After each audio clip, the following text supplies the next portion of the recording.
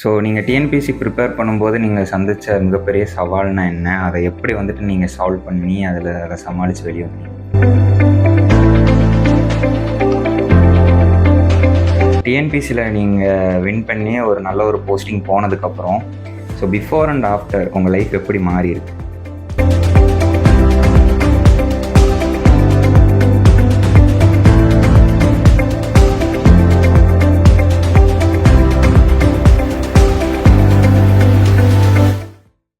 Hello sir. வணக்கம் sir, உங்களை பற்றி சொல்லுங்கள். என்னோட நேம் பகலவன். நான் ஆர்லேருந்து வரேன். நான் பிஇ அண்ட் எம்எஸ்டபிள்யூ படிச்சிருக்கேன். இப்போது கோஆப்ரேட் டிபார்ட்மெண்ட்டில் டிஎன்எஸ்சியில் அசிஸ்டண்ட்டாக ஒர்க் பண்ணுறேன். சார், உங்களுக்கு டிஎன்பிஎஸ்சி படிக்கணும் அப்படின்னு எப்போ தோணுச்சு? ஏன் வந்து டிஎன்பிஎஸ்சியோட பார்த்த சூஸ் பண்ணீங்க? நான் டிஎன்பிஎஸ்சி பார்த்து சூஸ் பண்ணணும்னு இல்லை, ஒரு சில ஃபேமிலி சுச்சுவேஷனுக்காக 2021 அப்புறம் நான் படிக்க ஆரம்பித்தேன். 22, 23, 24 நல்லா டஃப் படித்தேன். அந்த டைமில் இந்த இன்ஸ்டியூட்டை பற்றி தெரிஞ்சதுனால நான் இங்கே வந்து படிக்க ஸ்டார்ட் பண்ணிவிட்டு இப்போது 25/26 நல்ல ஸ்கோர் பண்ணிவிட்டு இப்போ எஸ்ஆர்பியில் இருக்கேன். இந்த அகாடமியில் உங்களுக்கு யூஸ்ஃபுல்லாக இருந்த விஷயம்லாம் என்னென்ன? இந்த அகாடமி யூஸ்ஃபுல்லாக இருந்த விஷயம் ஃபஸ்ட்டு வந்து கைட்னஸ், அப்புறம் வந்து ட்ரைனிங், அப்புறம் வந்து டெஸ்ட் பேட்சஸ், அதுக்கப்புறம் இங்கே இந்த அகாடமிக் தங்கி படிக்கிற இடம், மற்றது எல்லாமே. இப்போ இங்கே எப்படி இருந்தாலும் உங்களுக்கு மார்க் டெஸ்ட்டு, ஸ்டடி மெட்டீரியல்ஸ் எல்லாமே கொடுத்துருப்பாங்க. ஸோ இதெல்லாம் உங்களுக்கு எப்படி யூஸ்ஃபுல்லாக இருந்துச்சா? இந்த மாதிரி mark test and study material எல்லாமே அப்டேட்டட் வெர்ஷனில் இருக்கும். எல்லாமே புது அப்பப்போ வர எக்ஸாமுக்கு ஏற்ற மாதிரி டெஸ்ட் பேட்சஸ்லாம் அப்டேட் ஆகிட்டே இருக்கும். அதுக்கப்புறம் கோச்சிங்கும் அந்தந்த கொஸ்டின் பேப்பர் புதுசாக வர கொஸ்டின் பேப்பருக்கு எல்லாத்துக்குமே அப்டேட்டட் கிளாஸஸ் தான் இருக்கும்.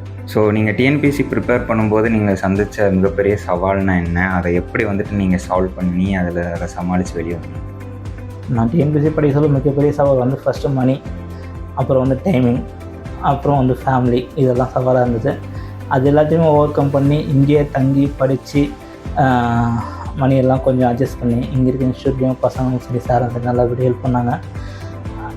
அதுக்கப்புறம் கன்சிஸ்டன்சி ரொம்ப பெரிய ட்ராபேக்காக இருந்தது. அதையும் இந்த உட்காந்து படித்ததுனால கன்சிஸ்டன்சியாக ரெகுலராக 1.5 இயர் அண்ட் 2 இயர்ஸ் மேலே ட்ரைன் பண்ணி படித்ததுனால ஓவர் கம் பண்ணிட்டேன்.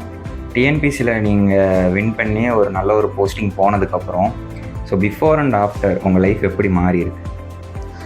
நான் மாறல, பட் லைஃப் நல்லாவே மாறி இருக்கு. பரவாயில்ல, எல்லோரும் இப்போது ஓரளவுக்கு மதிக்கிறாங்க. அதுக்கப்புறம் நல்ல பொசிஷனில் இருக்கேன், நல்ல சேலரியில் இருக்கேன்.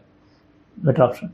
டிஎன்பிஎஸ்சி இப்போது படிச்சுட்டு இருக்கிற ஸ்டூடெண்ட்ஸுக்கு இல்லை நம்ம அகாடமி ஸ்டூடெண்ட்ஸுக்கு இவங்களுக்கெல்லாம் நீங்கள் ஏதாவது ஒன்று சொல்லணும், இல்லை அவங்கள மோட்டிவேட் பண்ணணுன்னா நீங்கள் என்ன சொல்லுவீங்க? என்ன மாதிரிலாம் இன்ஸ்ட்ரக்ஷன் தருவீங்க? நம்ம இப்போ இருக்க யங்ஸ்டர் வந்து நிறைய டிஸ்ட்ராக்ஷனில் இருக்காங்க. அந்த டிஸ்ட்ராக்ஷனாக விட்டுட்டு கான்சன்ட்ரேஷன் கன்சிஸ்டன்சி வச்சு ஃபோக்கஸாக படித்தாங்கன்னா கன்ஃபார்மாக எல்லாராலுமே வேறு ஒரு லைஃப் இருக்கும்.